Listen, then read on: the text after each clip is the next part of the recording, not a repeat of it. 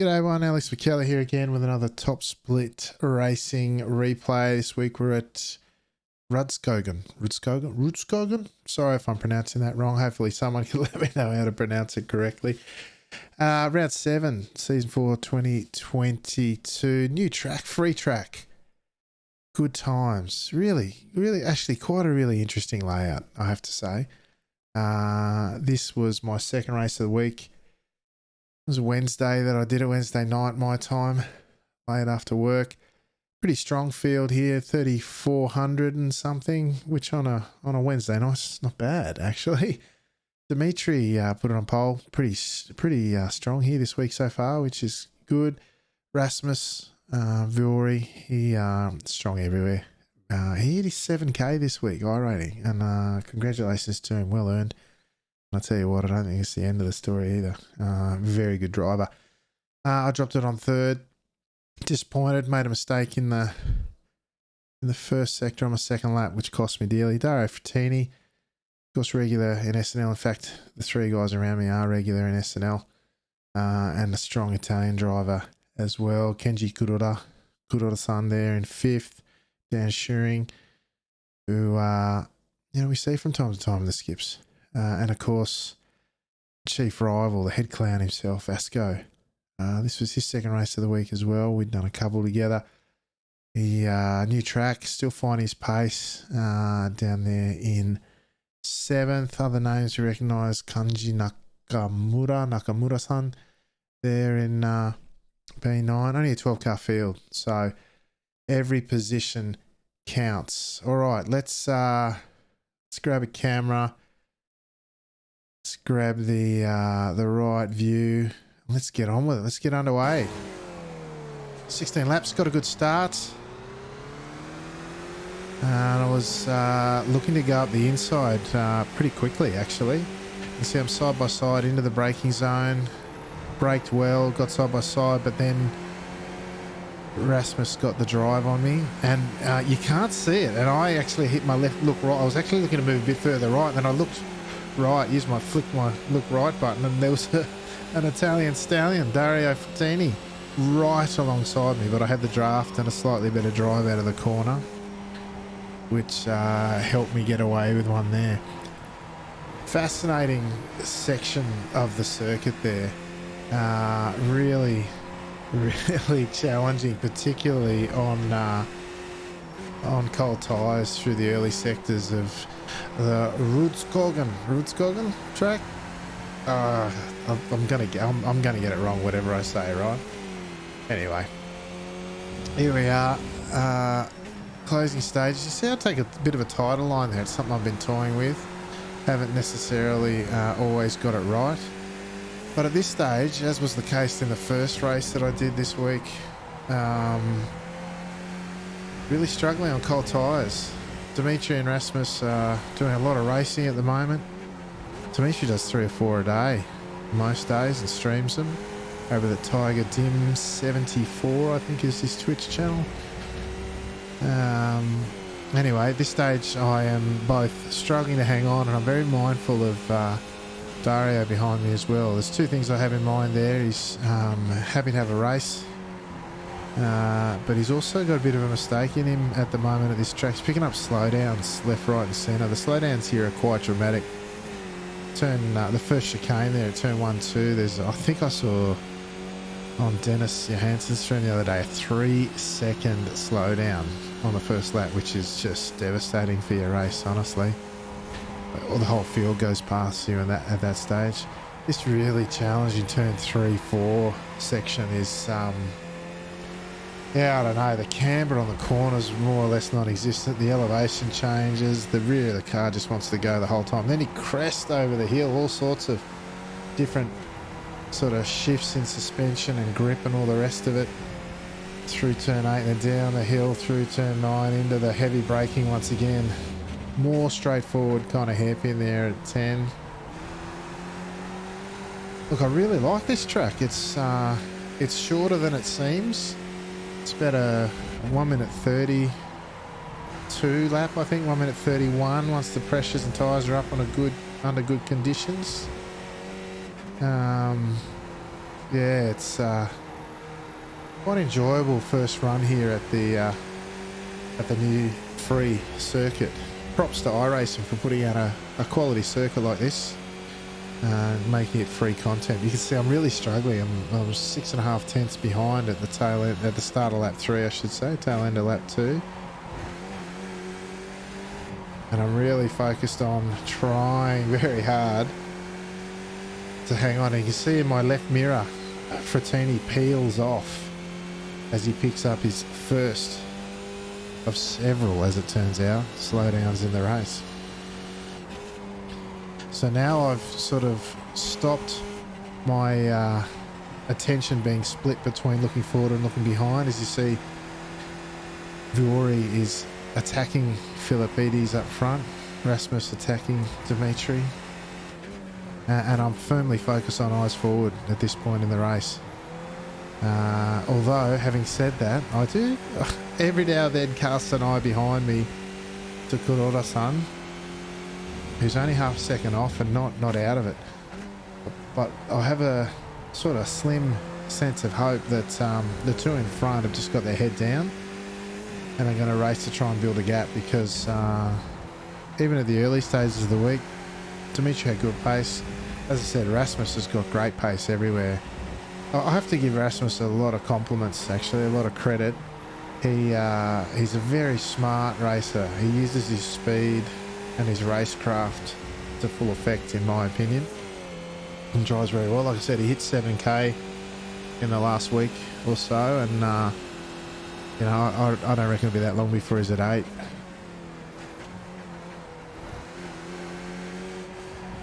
As we come through, I'm a bit closer now. I'm a bit more confident. I'll never say comfortable, particularly through this opening sector down the hill into turn 3 and 4. See, Philippides, this is the bit that started getting away. Straight away, Dimitri, recognising that Rasmus had a run, starts going defensive. See how tight he is there through 3? Really compromising our speed, and what was starting to develop as a gap behind us is now under threat. Because, you know, racing's, you know, what we're here to do. It's fun and all the rest of it, but mine, I want to go quickest flag to flag, and I know that as soon as you start racing, not only is it a bit slower, but we're starting to bring in Kuroda-san and Dario Frattini behind us, and Schuring's still there as well, right? And if I look at the timing tower, Vasco in P7, he's still in it as well. So we've got a 7-car pack here, really. I can just see the clown livery in the mirror. I caught a glimpse of it as we exited turn 10. I've taken a somewhat relaxed approach into the racing I've done here this week, not putting any sort of expectations on myself, giving myself a chance to, you know, find pace and consistency here. Consistency is a big thing that only comes with laps and reps and racing. And been busy at work as we see Rasmus show the nose. Only shows the nose, disrupts rather than full attack. You see, I arrived with plenty of pace. I thought about going alongside there, but because I'd come from so far back, I didn't want to commit to the move because, you know, full credit to Rasmus, he saw it, but, you know, can't guarantee that we've seen many. He could have come back across and taken his natural line, and that would have been unfortunate for both of us. So both of us, fortunately, sort of leaving the margin, and that's a part of good racing, you know, that awareness, that ability to make those decisions contextually within a race. Lap 5, start of lap 5, I don't need to make that move, you know what I mean, given there's no guarantees there. I hadn't earned that pass. I was taking advantage of the two racing in front of me, you know, but it was a good little test at the same time to see what's possible and how Rasmus in front of me would react. And he would react differently, no doubt, at a different time of the race. As I was saying, I haven't put too much pressure on myself here this week. I've been quite busy with work, so I've only done a couple of races, similar to last week. I only did a couple of races, and there wasn't one I thought was had a story to tell, at least, to put up on YouTube. Whereas both races, honestly, I've done this week have had a great story in them. This one I thought probably better viewing, although the first race I did here I've got to tell you, I made an overtake in that race, which I was tremendously proud of. You know, just set it up, made the move, made it stick, and it was fun to do, and just one of those things where you walk away pretty chuffed. As we see Dimitri once again taking that defensive line, bit of smoke off the rear. Very easy or very difficult to keep the rear just quite as you want it, because you want stability in the rear, but you also want rotation. There's that constant battle between rotation and grip and acceleration, because you want to maintain the rolling speed through there. Oh, look, it's a really fun challenge through turn 3 and turn 4. And you can see Dimitri and Rasmus in front trying to navigate. You see, navigate their way through there in partnership whilst racing at the same time. Rasmus really trying to search for that chink in the armour. Dimitri driving good lines at this stage, good defensive lines. Costing us a bit of time in doing so, but that's, you know, that's to be expected. By no means criticism. I'm tossing up between first and... You can see I grabbed first gear here this time. I've been tossing up between first and second when coming here. And or through that final corner, I should say, at turn 14. Not close enough yet. So we're at start of lap 7.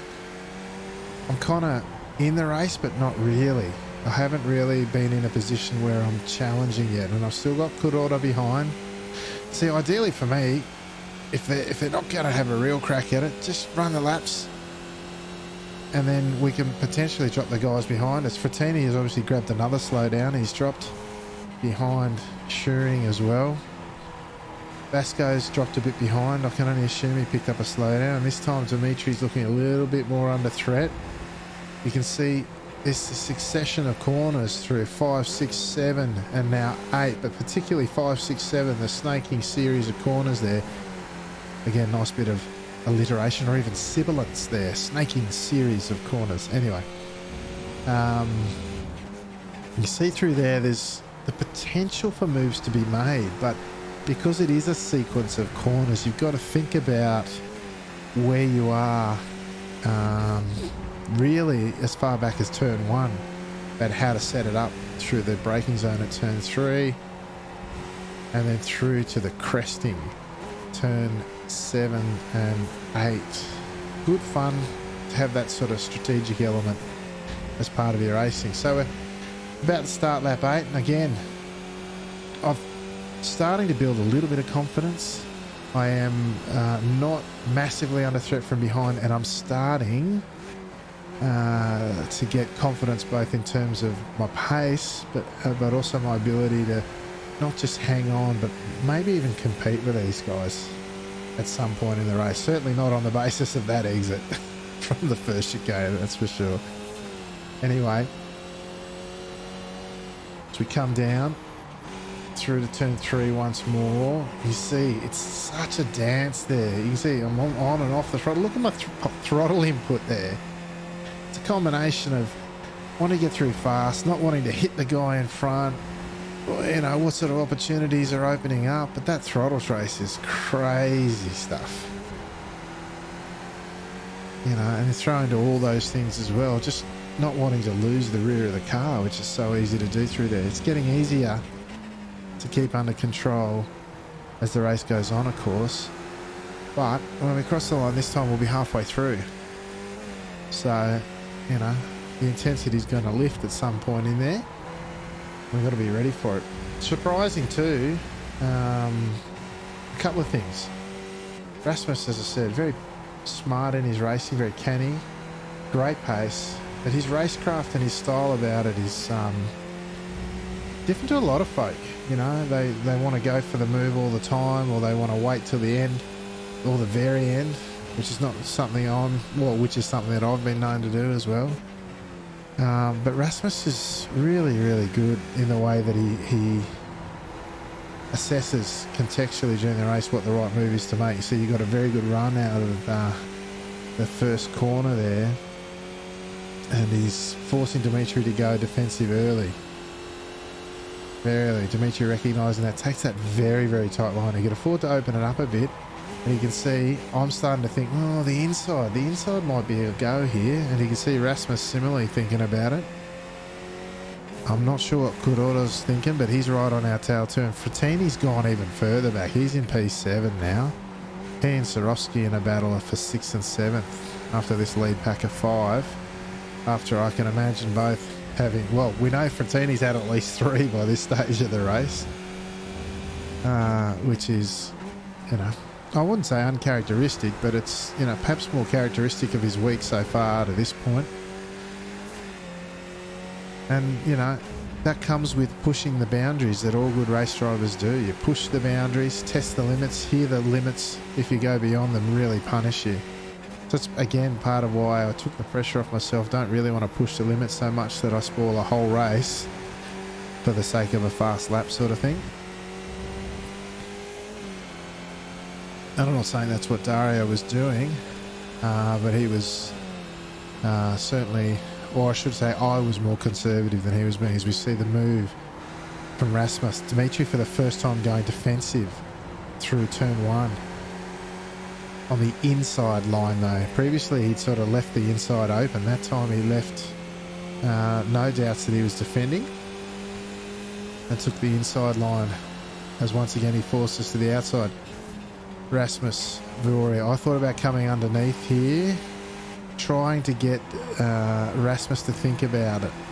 Think about the fact that he might have to defend from me as well as attack, because here too on this point, certainly the body language of my car had always been about hanging on, and I wasn't really part of the party yet. You see there actually though, I had a poor run over the crest there at turn 7, and once again I sort of have to get very deep under brakes to try and make up time. I've been finding my braking there at turn 10 pretty good so far this week, and so I was able to sort of recover a little bit, although I haven't been great through the previous corner there at 12, but it was enough through that final sector to sort of gain a 10th with draft and get back into it, and Kuroda now half a second behind. This time Dimitri happy to open up. Leave the inside open by the looks as we start lap 11. And you can see Fiore this time taking advantage. You can cut quite a bit there and have come underneath him this time. Having done the rehearsal before, the gap was there. And the gap was there because Dimitri and Rasmus were side by side. Of course, Rasmus getting better drive, but I've got side draft from at least him, if not both of them. Dimitri leaving the space on the inside for me to fill and take an almost natural line there, even though I'm inside Rasmus, and I get the job done.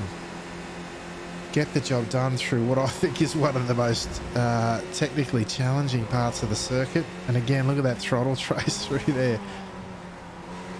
So we made a pass at the first, I would say, legit opportunity. I set that up, waited for the gap to open in front of me that we'd seen before. We'd had a look early. This time we committed to it and we got it done. In no small part because of the good racing of Rasmus alongside us as well.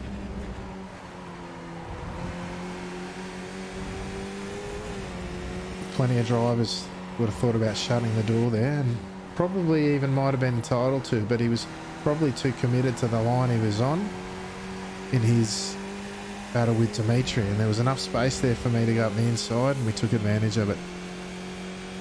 So we're in a podium sandwich at the moment. First in front, third behind, both with good pace, and honestly probably better pace than me. It's just something I've got in my mind as I try to round out this one as we start lap 12. Rasmus not close enough to have a look quite yet, and I've got the draft of Dimitri in front. Dimitri misses the apex at 3, runs wide, the door is left ajar. I come through at 4, now into the snaking series of corners.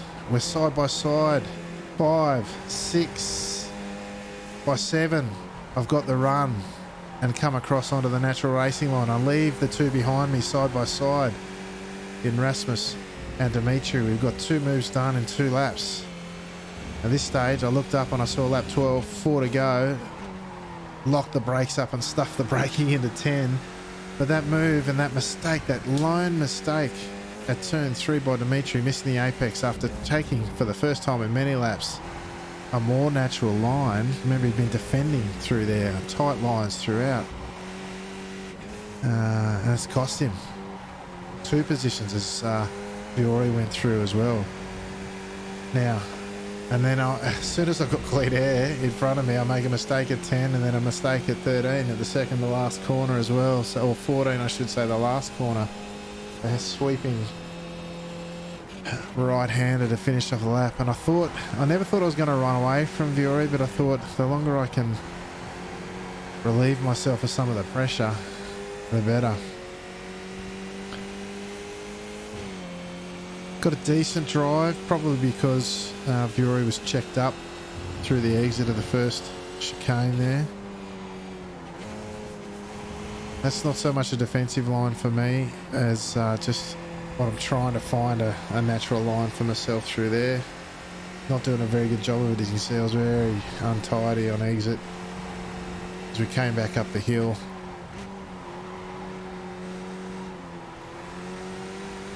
Really still finding my feet here. I don't have... I'm a smidge off the pace, I should say, of the 2 behind me. And getting in front of them. I would have loved if it was a lap or 2 to go, not 4 to go. Too much opportunity to get past again. And not enough then to return serve. You saw it took, 12 laps for any sort of overtaking to really, in earnest. And really in earnest have a go. But now, yeah, everything's lifting. So I decided here that I'd leave the door open on the inside because I felt I wanted the inside on the exit rather than the entry to the corner. I think it sets up better for the turn at the bottom of the hill. So Rasmus, once again, I really felt he could have shut the door there. He left a lot of space there for me on the inside.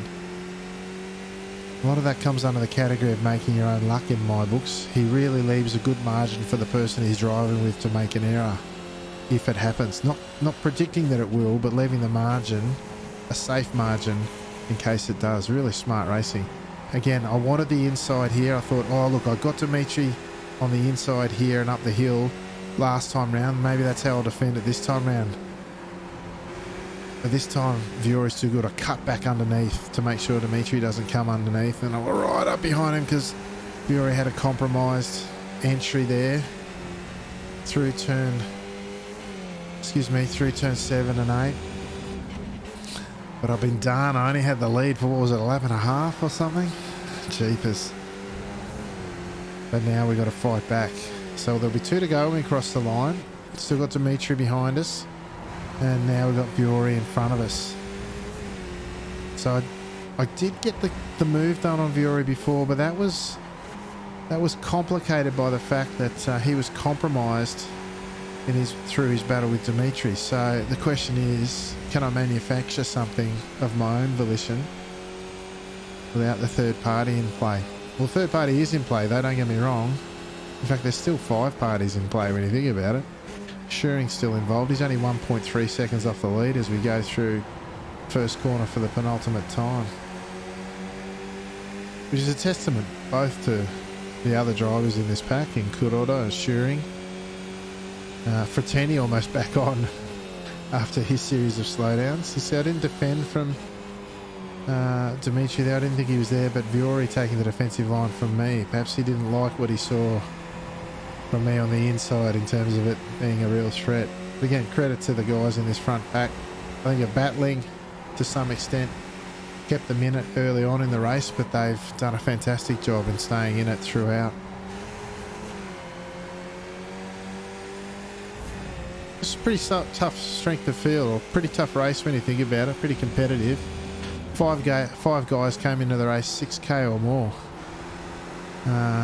which is, makes for a pretty stiff challenge, in all honesty. All right, so we're thinking about how we set this up. I really wanted to be closer out of that corner on the approach there at turn 9 as we come through, at turn 12, we come through 13, 14. I'm not close enough here to mount a challenge into turn 1. Dimitri's not close enough behind me to make a challenge into turn 1, so I'm really looking to get the exit right out of turn 1 to run down the hill and see what we can do on the inside of turn 3. We already went a little deep there, which gives me some hope. As you see, I closed right up on exit, but I lifted a fraction too much. I didn't have to give that much margin, but we're right on him. I've got a chance here into the braking zone. I pull over to the left because he's gone defensive. I'm hoping he comes across in front because the room was there and I could come underneath, but he didn't take the bait. And he's just got the better run through there. I could have got on the gas a bit earlier there and challenged there, but just didn't have the confidence that I had the car underneath me to do it, or the grip I should say. Now my final chance is through these final sectors here. I thought about having the move here, but I didn't get the run. The great move, well, in my opinion, was down into this corner here the night before. You see, take that tighter line more in defence of Dimitri than anything else. I'm more actually worried about Dimitri passing me than I am about getting Rasmus in front at the minute. Rasmus has done a fantastic job of building enough of a gap. Even though it's 4/10, that's enough at this stage to take it out. Now I've really got eyes in my mirrors at the minute. Just trying to get the drive out.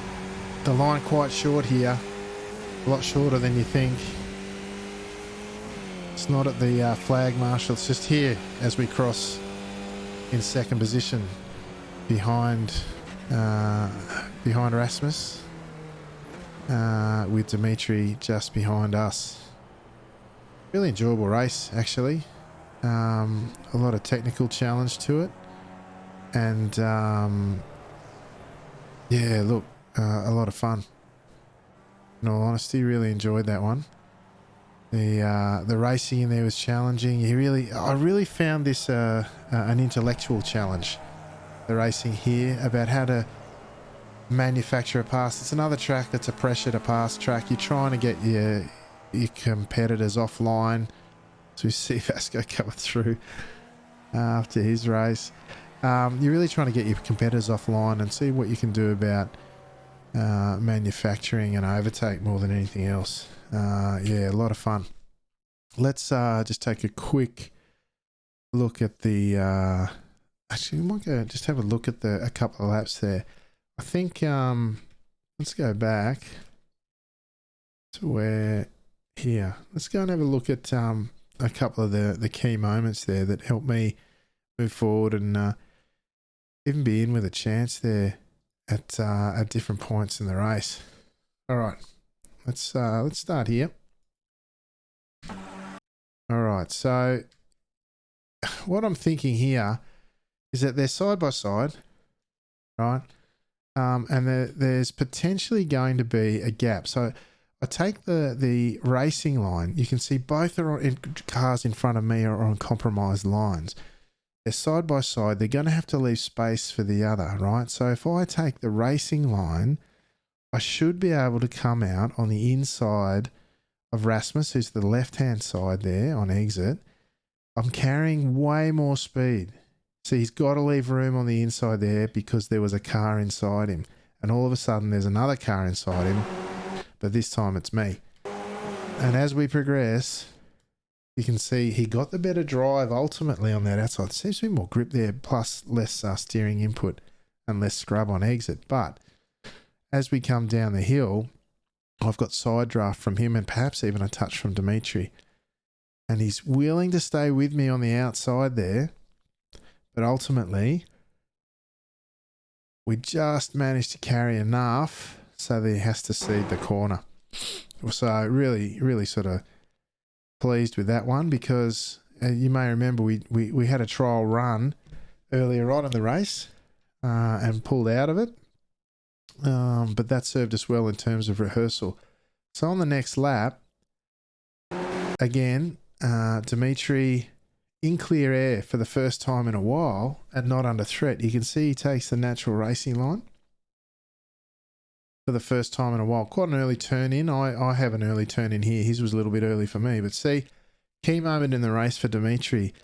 Didn't quite get the rotation and the grip that he wants, and he misses the apex at turn 3, which leaves the door well and truly open for myself to go through on turn 3.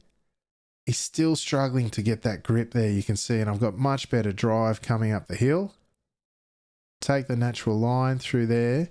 Now he's going to come back underneath me into the next corner. I've compromised the entrance a little bit, probably because I was carrying more speed, too much to get the proper drive out, and then, yeah, we're through.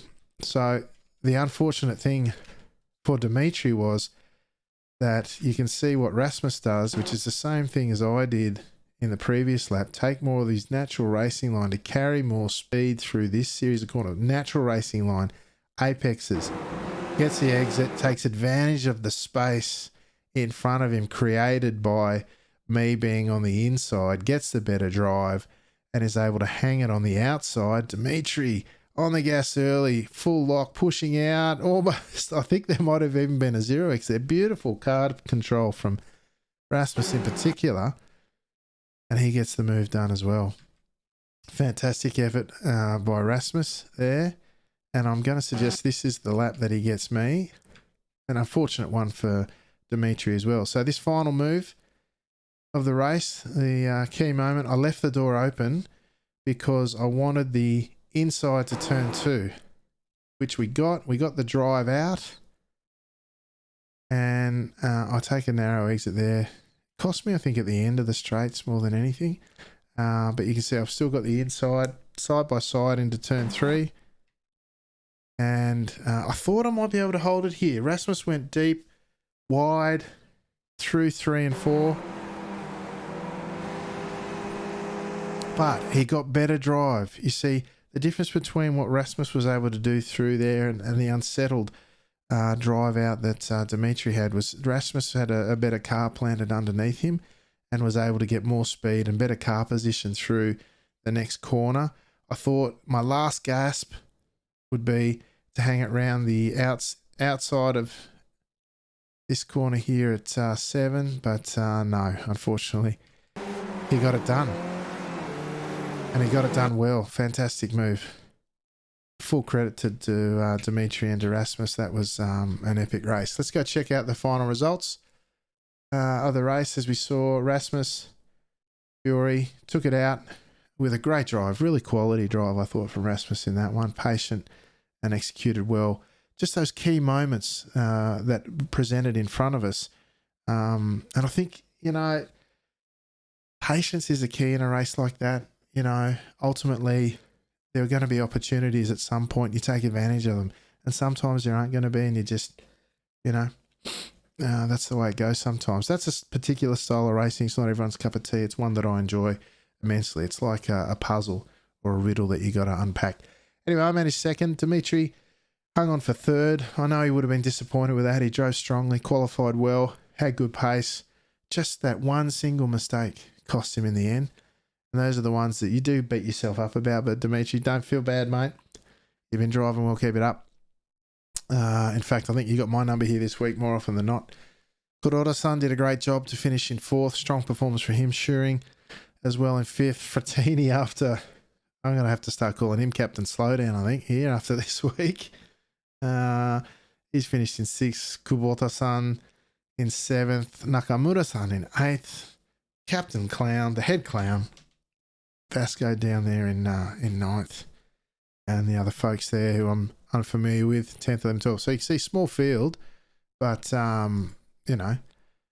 it was, it made each position there for a lot more, what's the word I'm looking for? Valuable, because each one has a lot more on the line with iRating and all that sort of stuff. Speaking of iRating, let's have a look. Is it there? Hang on. There it is. Let's have a look at the outcome. So like I said, it was actually a 3600 strength of field. I undersold it a bit. We picked up 21 iRating, which is great. Actually, really good points for me in P2. And Rasmus has said marching ahead from 7K. He'll be 8K before long, I reckon. That's got that sort of quality about him, which is great. Really good guy to race with too. Now, just the season stuff. We've met our goal. 7K was the goal sort of thing. We've done that. And the racing's been pretty good. You can see the last couple of weeks, I haven't really been getting the racing in, busy with work and that. But, really interesting comparison again to last season. I've already done double the rate, literally on the nose, double the races by 7 weeks in, and just enjoying it, And don't take the win percentages and the win numbers and anything as anything there, other than last season, as I said, really focused on the really strong fields. Now I'll race any field that I can, at any time that I'm available to race as much as possible. Can't always do everything, but look, it's been a good time anyway. And I'm not really sure about goals from here. I like to have goals. I find them very motivating. I don't know. But either way, goals or no goals, the racing's been great fun and for really good reasons too. The racing here this week is, like I said, it's been a really good intellectual challenge. I've enjoyed it for that reason. If not, or over and above anything else, it's been a lot of fun. So, folks, thank you for joining us. I hope you enjoyed these videos. They're fun to make. The racing itself is fun to get under the belt, and it was nice this week to have a couple to choose from. I've only done 2, and there were 2 to choose from in terms of the content to put up. So, but thank you for your support for what we do here at the Top Split. It is very much appreciated. We have some long-term supporters of the channel, both on YouTube and on Twitch. Our subscribers on Twitch, we've got some really big stalwarts of the community that we try and build and maintain here. And of course, the SNL community on a Sunday night comes out in force to race, both on the track and enjoy the broadcast on Top Split TV on Twitch. But YouTube is also where you'll find this and all the other races that I do and put up there, but also all the SNL history of the past 29 seasons that we've been running it. Next season, 30 seasons, amazing. All right, folks, thank you very much for joining us as always. Until next time, I'm Alex McKellar, and I will say ciao for now.